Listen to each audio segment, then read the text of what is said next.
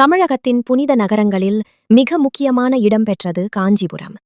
1000 கோவில்களின் நகரம் என்று அழைக்கப்படும் இந்த புனித பூமியில் சக்தியின் பரம வடிவமாக அருள்பாலிக்கிறார் காமாட்சி அம்மன்.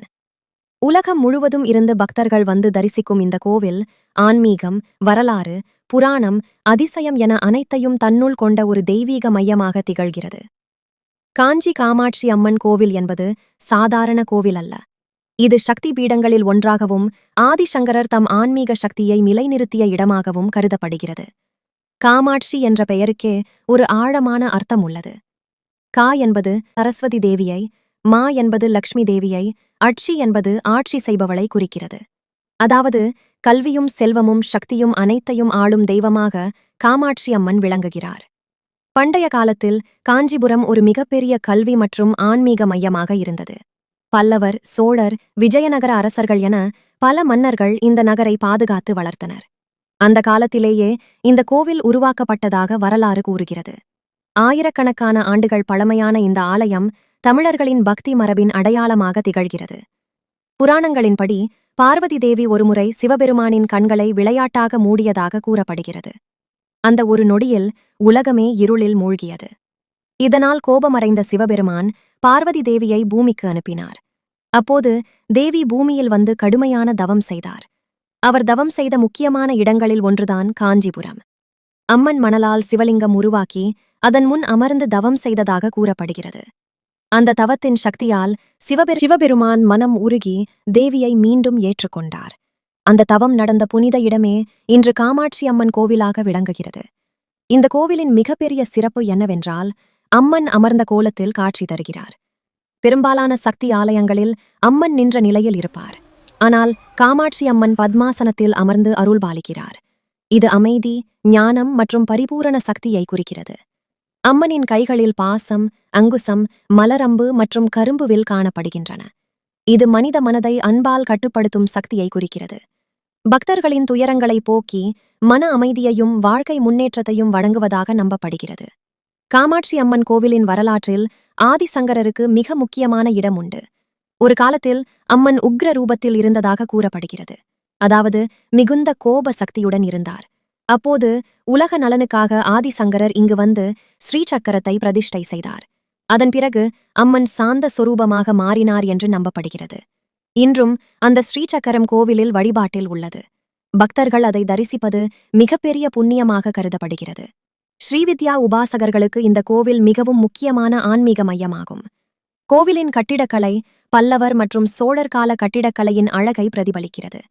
உயரமான ராஜகோபுரம், அழகிய சிற்பங்கள், தூண்களில் செதுக்கப்பட்ட கலை வடிவங்கள் அனைத்தும் பழமையான தமிழர் நாகரிகத்தின் பெருமையை எடுத்துக் காட்டுகின்றன.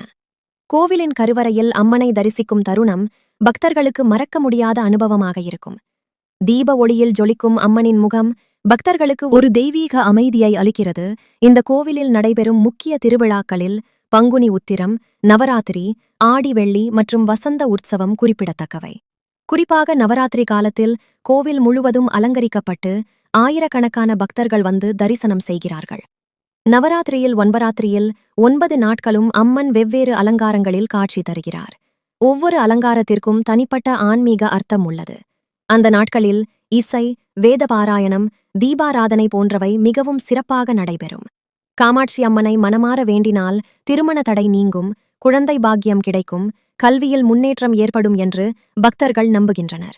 அதனால் தினமும் ஆயிரக்கணக்கான மக்கள் இங்கு வந்து வழிபடுகின்றனர். இந்த கோவிலின் இன்னொரு சிறப்பு, காஞ்சிபுரத்தில் பெரும்பாலான சிவன் கோவில்களில் தனி அம்மன் சன்னதி இல்லை என்பதாகும். ஏனெனில் காஞ்சி முழுவதற்கும் ஒரே சக்தியாக காமாட்சி அம்மன் விளங்குவதாக நம்பப்படுகிறது. கோவிலின் புனித தீர்த்தம் மற்றும் சுற்றுப்புற ஆன்மீக சூழல் பக்தர்களின் மனதில் ஆழமான தாக்கத்தை ஏற்படுத்துகிறது. கோவிலுக்குள் நுழையும்போது கிடைக்கும் அந்த அமைதி வேறு எங்கும் எளிதில் கிடைக்காது என்று பலர் கூறுகின்றனர். பழங்காலத்தில் இந்த கோவில் கல்வி மற்றும் தத்துவ மையமாகவும் இருந்தது.